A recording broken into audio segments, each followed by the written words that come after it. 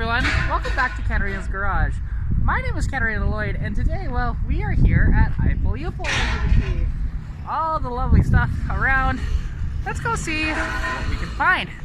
So, to start off with, we have actually this Lincoln here. Lincoln MKZ.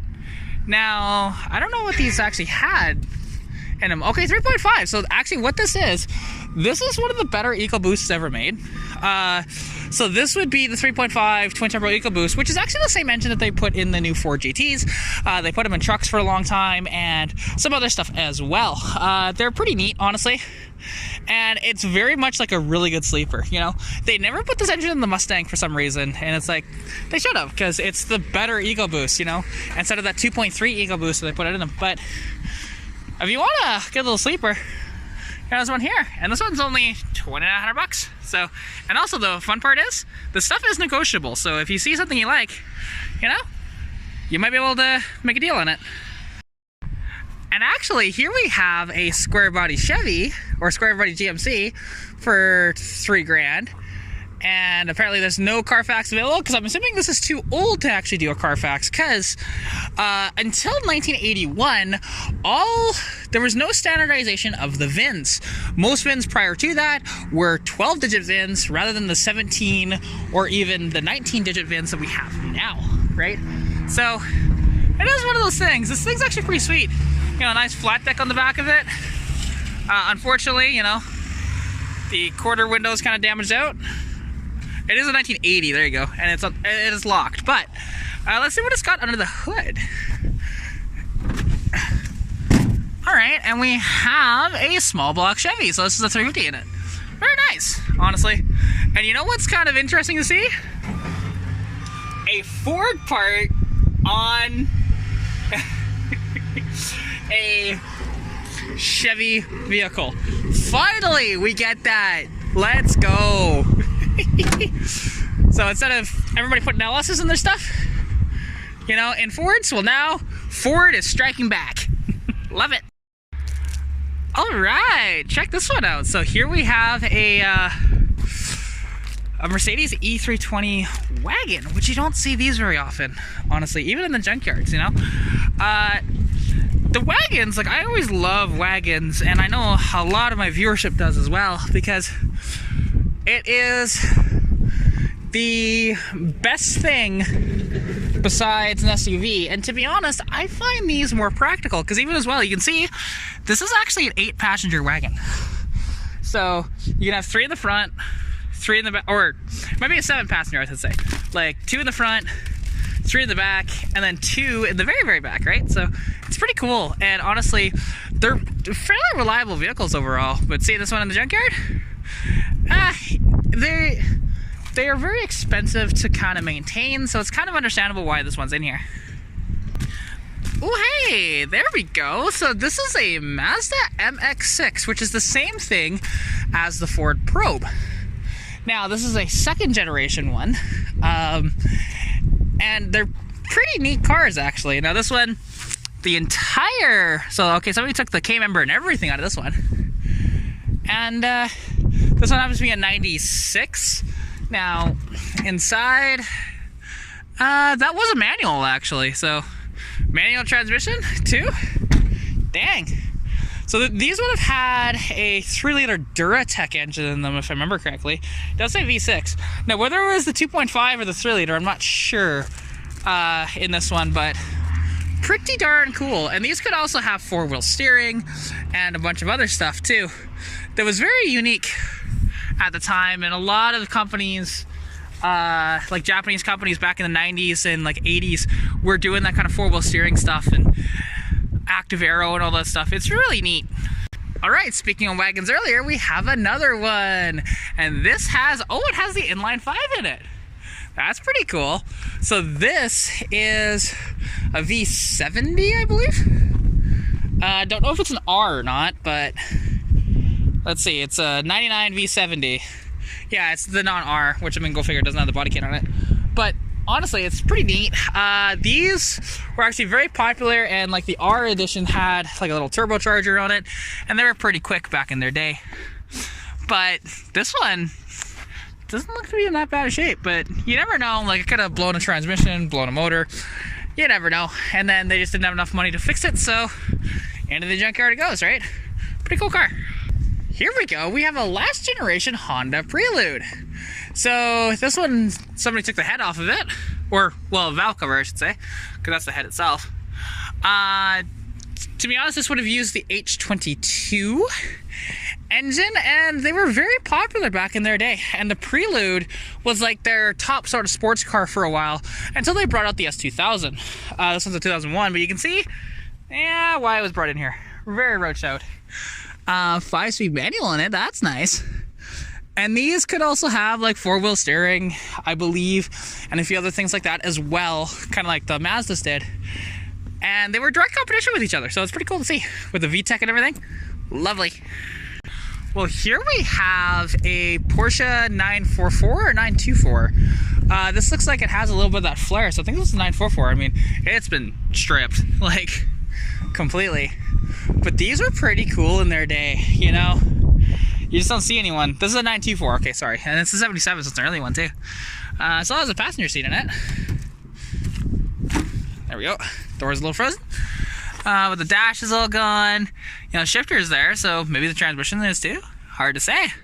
But pretty cool. So it has some decent door panels in it, actually. Like a little bit of separation, but they're workable for somebody. You know, even this taillight's damaged, but this one appears to be okay for somebody too. Like, and you never know, like, also, there can be, you can make a decent profit by going to the junkyard and pulling some of these rare parts and selling them yourself, right? I know I've made a little bit of money doing that, and they know that I have done that here a couple times, so it's pretty cool. And I've got a nice relationship with the guys at IPull-uPull, so yeah. And now there's this thing over here which I don't even recognize it. Like, is this an old Fiat, or I don't know. I have to look at the tag on it to see what this is, unless it's an old Datsun, because it might be. Ah, it's Datsun 210, okay. It looks kind of weird. Like, it looks like this roof line to me kind of screams Fiat, but no, it's an old Datsun, which is pretty neat. And this is one of their fresh arrivals, actually, I think, too. Because the cool part is about IPull-uPull is they actually post whenever they get new vehicles in, right? So now, and if you get confused and you see a Nissan, but it's a Datsun, the thing is, so Nissan acquired the Datsun nameplate back in the 60s so that they can import Nissans to Canada and the United States without having issues with, like, if there was any quality issues or whatever, and if we didn't like it, it doesn't tarnish the Nissan name. That was their thinking at the time, and, you know, and now, like, seeing this is kind of sad because Nissan is hurting really bad right now, and they're on their last legs. So something like this, though, is kind of harkening back to their heyday, you know, during the 70s and even into the 80s and even the 60s, when Datsuns were actually very popular on the roads, and they outsold a lot of the contemporaries by a long shot. Now, this is the one that was kind of interesting, because this is a Lincoln Mark 5 or Mark 4, I think it's a Mark 4, that IPull-uPull had put up and said, this is going to go into the yard, and then so many people wanted this to actually be sold, so then they were going to, but then they decided to just throw it in the yard like a couple days later. I don't know if there was like a VIN issue or something like that with it, or what was the case with it, or if it's just really, really rotten, it's hard to say. However, you know, it's here, and this is a 76, so this would be a Mark 4, the very last year of the Mark 4, actually. And this was like Lincoln's flagship model. Now, this is the easiest way to get a 460, is in these big old Lincolns and stuff, because you want your old big blocks, here you go. And I've always said that these are your biggest bang for your buck when it comes to building a big block, because you take this engine that's a lower compression engine, you swap out the timing chain, because it might, I don't know in these ones if they had the phenolic, or if it wasn't until the late 70s that they had the phenolic gears, but regardless, you swap out the timing chain for like a double roller from a 429, and then you put like 429 heads on this thing, and you instantly have gained about 150, 200 horsepower out of these things. Like, it's really that easy. And then you can have just this torque beast of an engine in whatever you want to do. And also, this actually has a 9-inch with rear disc brakes, which is very, very difficult to find. So somebody will be all over this thing. And the rear discs are something that people will kind of covet a bit, because it was a very rare option back in their day. Even on these Lincolns, you don't see them very often. So it's kind of sad to see it in here, but I can understand, you know, at times. This one's a little bit crusty. I don't know how it is quite underneath. I don't feel like crawling underneath of it, but yeah, at least, you know, parts are going to use. Like, I remember seeing this car on Facebook Marketplace actually a while back, and I guess IPull-uPull bought it. So yeah, pretty neat car though. Just kind of sad that it's in here. Plus also, this should, if it's like the T-Bird, this should, oh, it's not. Okay, so the T-Birds actually have, granted, the generation after this, or like a year after, but they had a grill that you could push in, because in front end collisions, like very minor ones, it can just, you know, push that grill just a little bit back and be like on a hinge, so that it doesn't actually dent the grill. It's a pretty cool design. It's in here, but to be honest, I have done videos on all of these, except for actually this Corvair here. Or if I did, it would have been in the showroom, but I don't think so. So this Corvair was in the showroom for people to pull parts off of, and then I guess a couple people did, and then they put it back out here.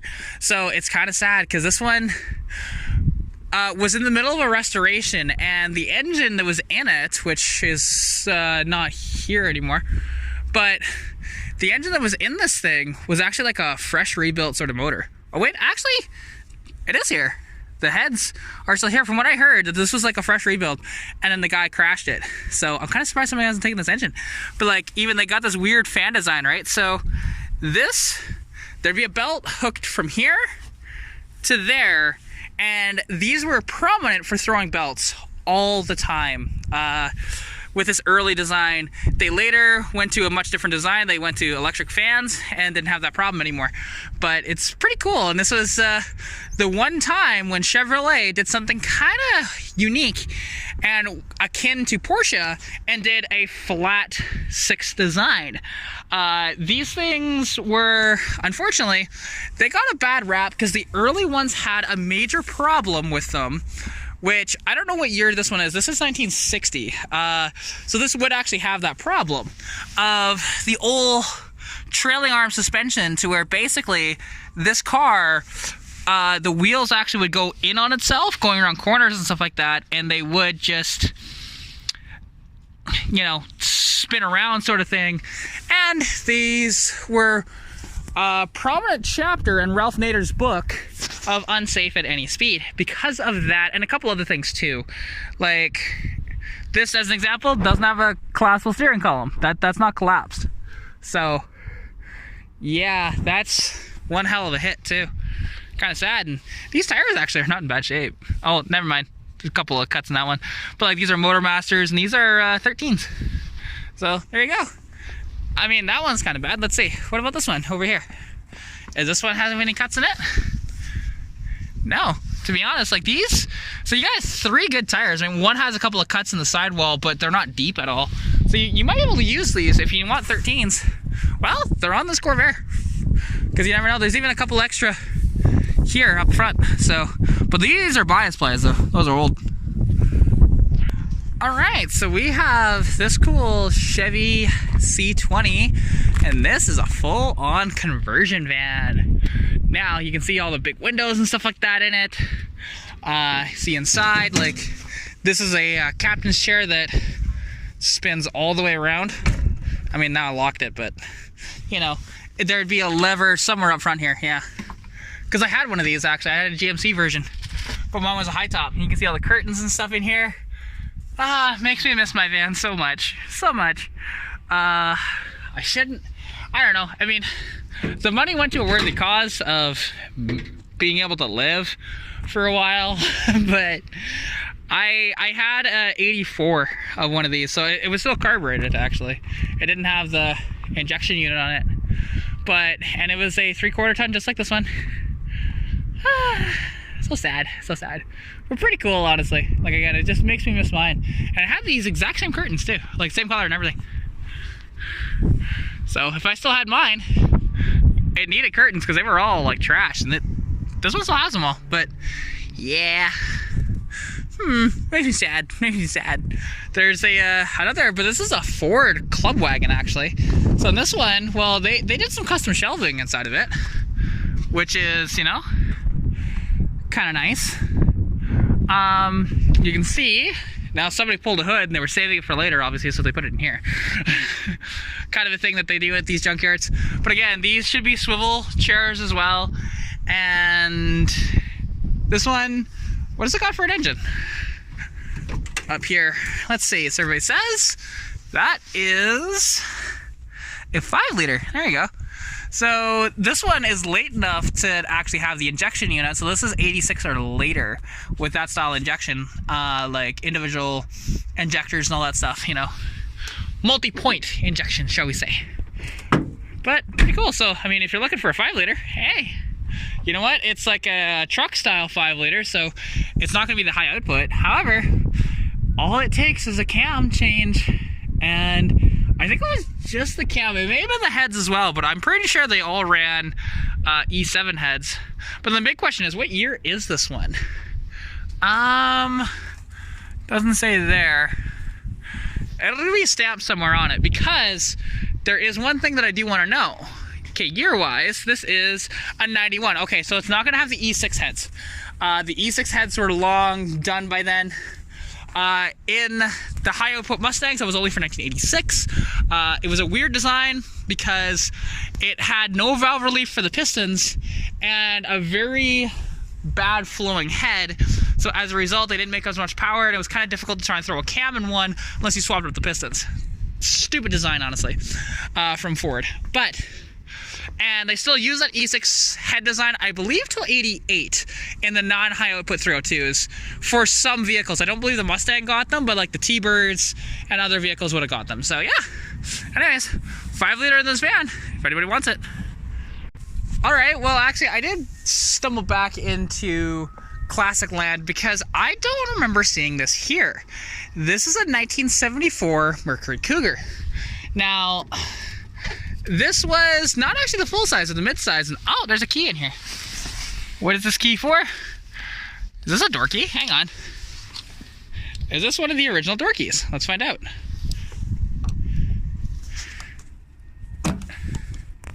No, it's not.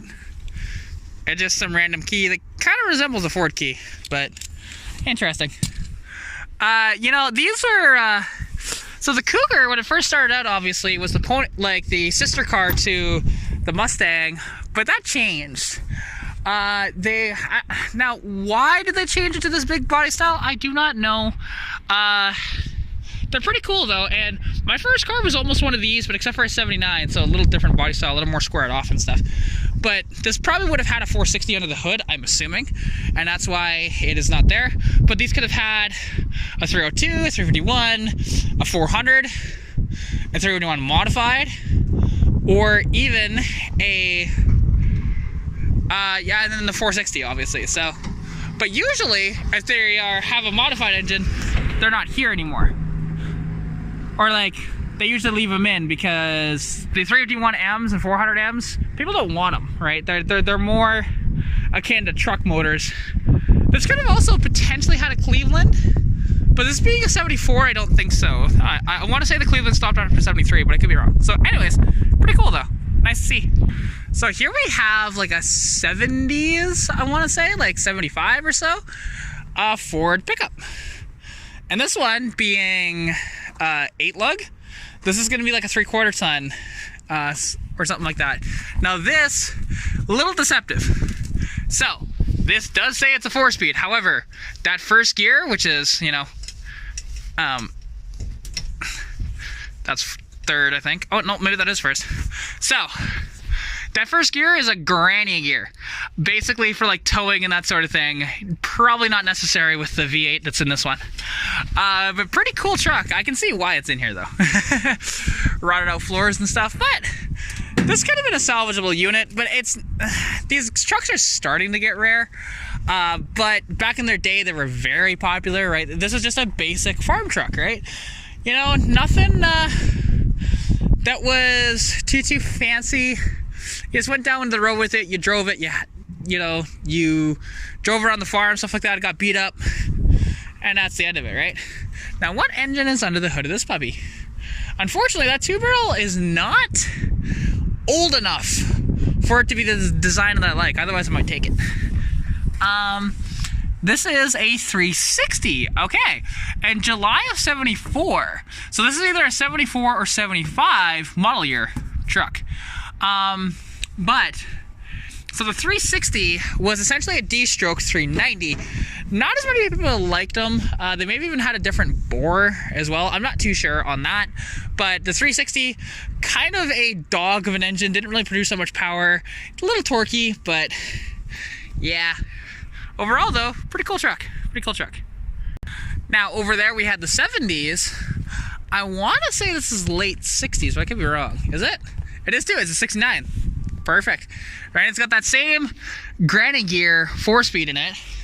This doesn't have an engine anymore, but any of the engines this would have had are kind of desirable for people because inside it's like the bell housing as well.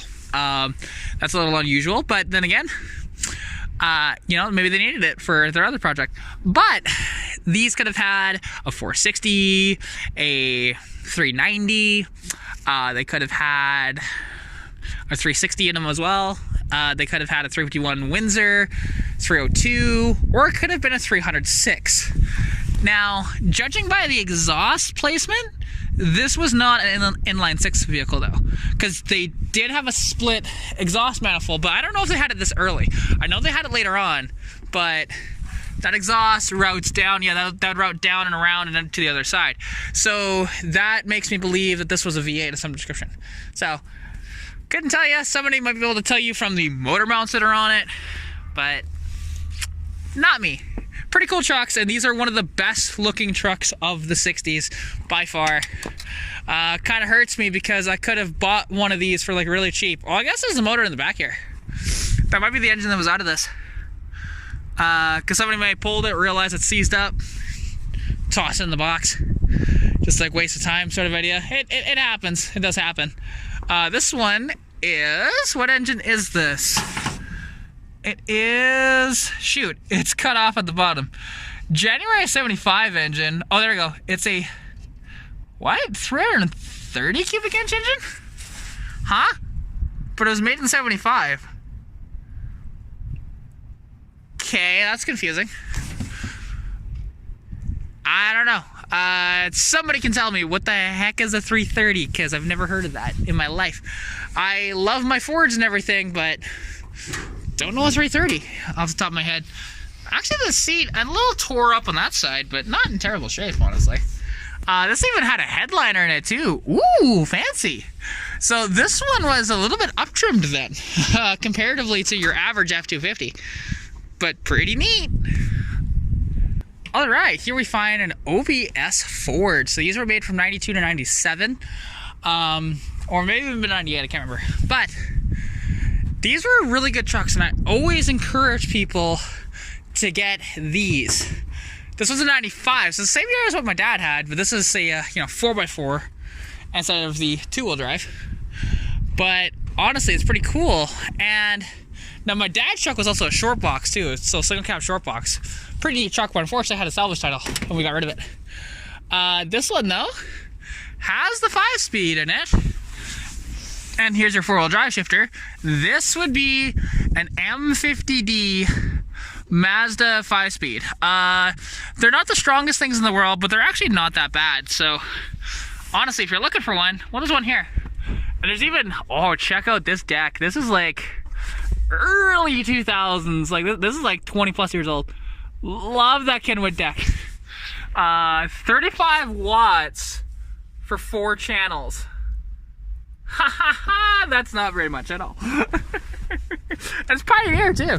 So that might even be earlier. That even might be 90s, to be honest. That somebody just replaced that as soon as I got it. It's hard to say. Somebody will let me know on that though. But this has the 300 inline 6 under the hood, which is one of the best engines ever made. Now, the only thing is with these later ones that you want to fix is the timing. These have a timing gear on them, right? Like, it's all gears, no chain whatsoever.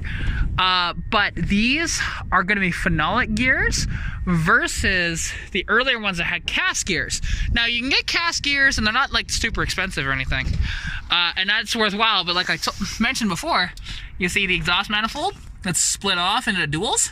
They did that from the factory on these vehicles. So to do like a custom dual exhaust is not that bad, and it's not really that restrictive at all. And you know, you get the cats out of this thing and having good sounding 300, and you can build these out too. And you can see the 4-wheel drive, you know, axle there, or like the hub. And these actually had manual hubs as well, so you had to come out and manually lock the hubs. There'd be a little thing here. Actually, I think I saw one on the ground over here. So like, yeah, right here. Oh, it's frozen in the ground. But basically, it's just a little knob, and you turn it to lock or unlock, so you can actually have 4-wheel drive. But this, you can see, it's kind of a unique suspension system.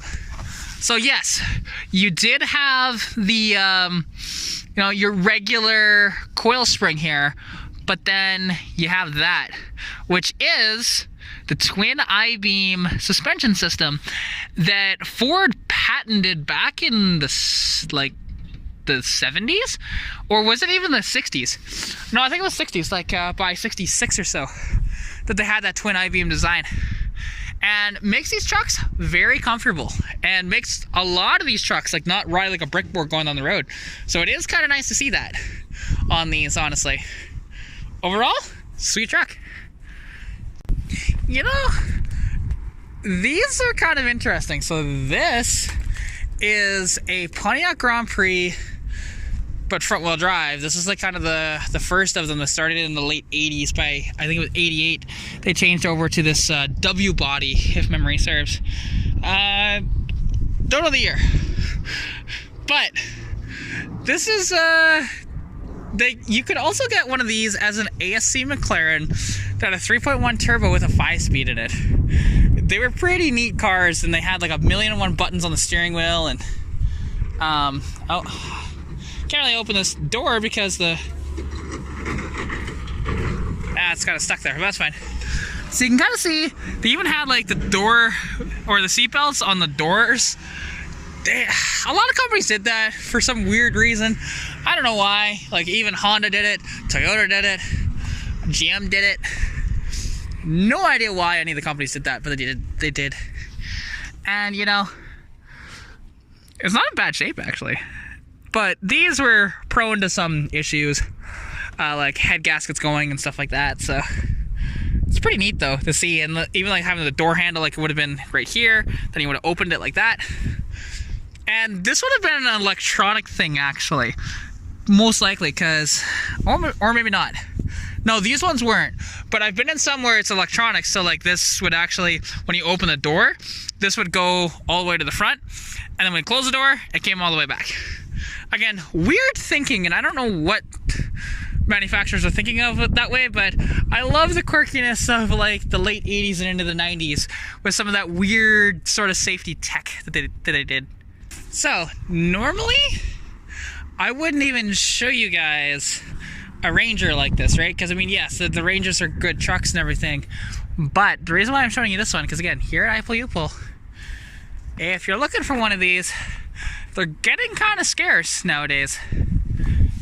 Is here you can get a 5-lug 8.8 that'll go into your Fox body. However, what you need to do is, I believe it's this axle, you need to swap it out for, you need 2 driver side axles if I remember correctly, or it's 2 passenger side. I can't remember how it goes.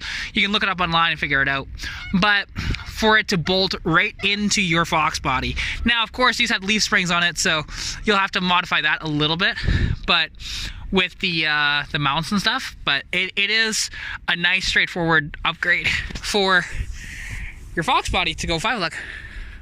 Alright, so we showed that Lincoln Mark IV, now we have a Lincoln Town Car, but this is much later, this is 83, right? When they downsized these cars by a decent bit. This is before they were on the Fox platform though. Because bear in mind, oh actually, did the Town Car ever go to the Ford Fox platform? It may have only been the Mark series that did. I'm not too sure. I think these, actually I think the Town Car was Panther body. Because fun fact, yes, the Lincoln Mark 7s and Mark 6s were, I'm pretty sure the Mark 6 was a Fox body, same as the Mark 7. But yeah, nice seats in it and everything. This would have been an awesome car going down the road in its day, but now she's in the junkyard. And somebody, okay, so they put some wheels on it that had wheel spacers because they're still there. So if you're interested in getting 5x114 wheel spacers that are like, I don't know, a couple inches thick, well, here you go. Now that is kind of sad. So right now what they're doing is putting this Mustang in the row, and this would have been, like, this was somebody's pride and joy back in the day, you can tell. The nice teal color is not a factory color, and the wing, the aftermarket lights on it, all that stuff. Pretty neat, and even like, you know, those actually, so that's the New Edge, which was 99 to 2004 body style that way. Now obviously I'm not going up to it because they're moving it, so, and bear in mind when you're in a junkyard too, be courteous of the workers and stuff like that, because you don't want to get in their way and disrupt their work. So I'm just gonna let them do this, and we'll actually get to see how they do this with getting it up on, because they'll balance these on a rims actually that they have welded together. So apparently I was in their way, because they were going right here. Now this is gonna have, depending on if it's a 6 or a V8, they're kind of hard to tell apart from each other. Now, there you go, there's that Y pipe that finally fell out. Judging by that has a Y pipe into a single like that, actually that doesn't really mean anything, because that could have been a V8 doing that, because they would have gone from dual to single into duals, but I'm only seeing a single out the back, so this is probably a 3.8 V6 in this car. But pretty cool, pretty cool. It is amazing how meticulous they are, because they want these to be like pretty straight with each other, right? So there's like even spacing between them, and even just watching this process, it's nice to see like that attention to detail, because it makes it easier to, you know, get in and out of them and stuff like that. Now this will be posted on their website very soon, shortly I'm sure, but very cool. You know, very cool. And then as you can see, they just have their wheels like that are all, like I said, welded together, and they just balance it perfectly on all four corners that way. Very simplistic thing that junkyards have been doing for a very, very long time. It's just kind of neat to see it though done in person, right, that way. But pretty cool, pretty cool. There you go, and they're lowering it down, and they're probably going to test the balance, I'm assuming. Yep.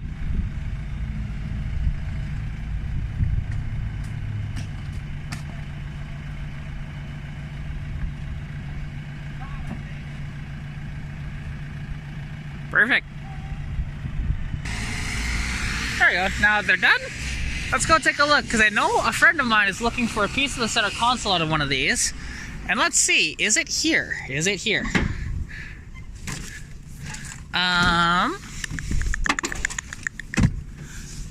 Oh, I think it is.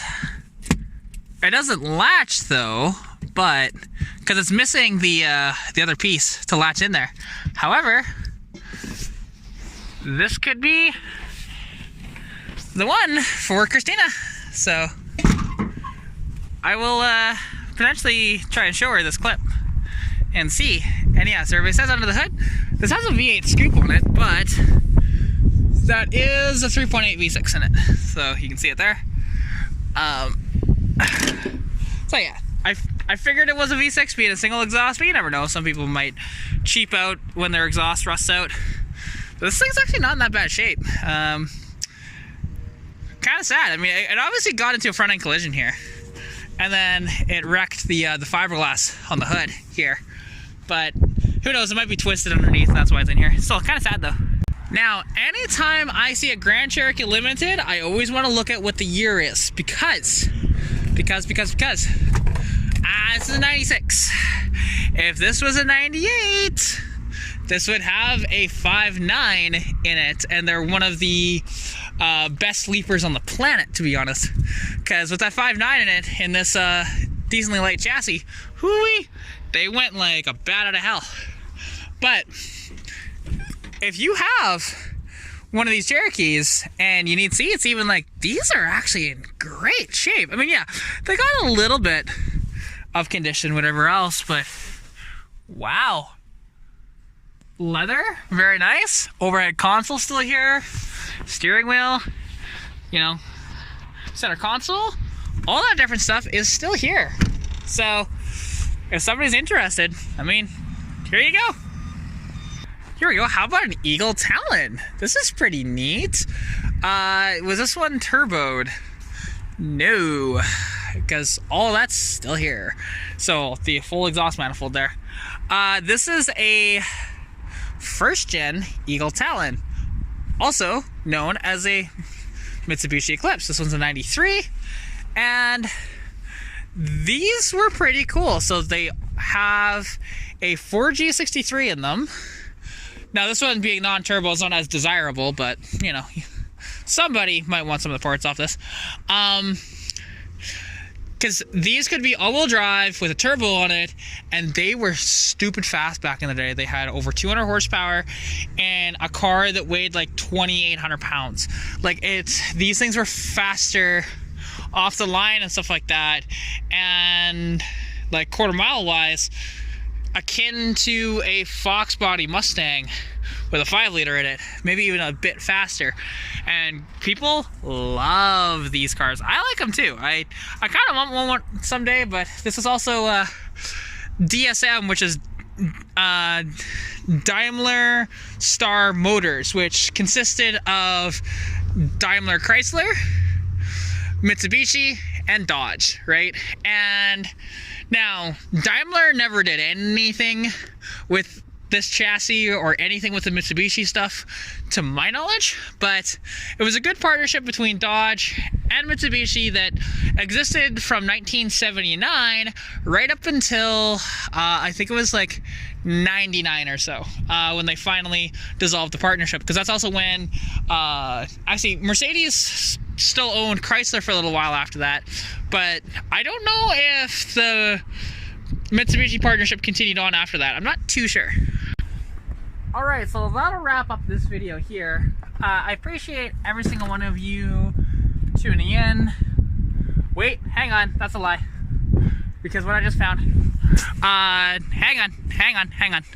So, I was looking for this, I just didn't know where it was, and I was starting to get a little tired, because it's been a long couple of days. So, here is a Ford Thunderbird, right? This is the last iteration of the MN12 platform Thunderbird. These had an independent rear suspension. These also have 8/8s in them too, and they're pretty neat. Now, this one, I don't know what engine this one would have had. Let's see. Let's pop the hood. It's only got 140K on it. It's only got 140,000 kilometers on this car. Why is it in here? Hang on a minute. What does this have under the hood? Because these could have a 5-liter, they could have a 4.6 depending on year, they could have a bunch of things. Hang on, I need to find the latch.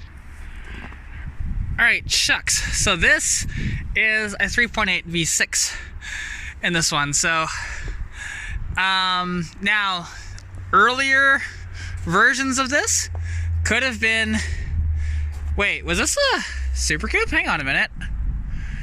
Because they show SC there. I'm looking, and because the intake's gone, I don't know. I mean,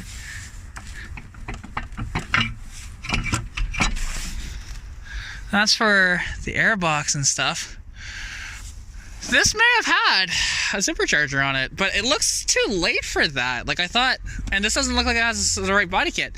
I might just be looking at that weird. This is a 87? No, that's wrong. 87 would have been still the Fox body bird. These didn't start till 88, so, or 89, sorry, with the MN12 platform. So yeah, it's pretty cool. Oh, I see why it's in here. Okay. That makes a lot more sense. Sometimes you look at a car and you go, okay, this has like no mileage on it. Looks to be in relatively good shape. Look, why is it in here, right? Kind of sad though. But anyways, so now that'll wrap up the video. Appreciate every single one of you tuning in. Thank you so much for watching. Stay tuned for more content coming soon. You're gonna see this video actually after the rally video, after me driving the rally stage and stitch, and then this video will be after. So anyways, you won't see this for about a week after it's posted, give or take. So anyways, thank you for tuning in. Take care, and I'll catch you next one. Peace out.